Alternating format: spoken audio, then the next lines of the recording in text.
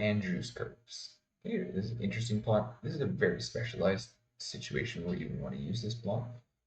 It can be very valuable when you want to understand the strength of your category. So what I mean by strength is how related is every cat, how related is all the data in one category? Let's say dog, cat, and horse.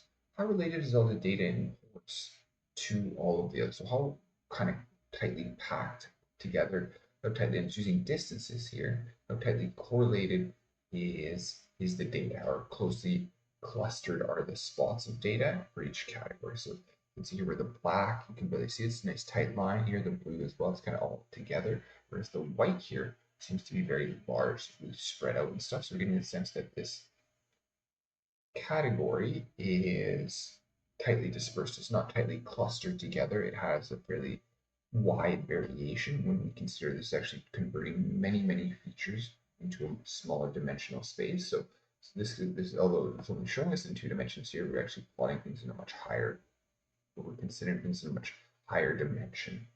Okay. Again, a very specialized plot that you would want to really use this, but it can be very kind of enlightening in the sense of understanding your categories a little bit better.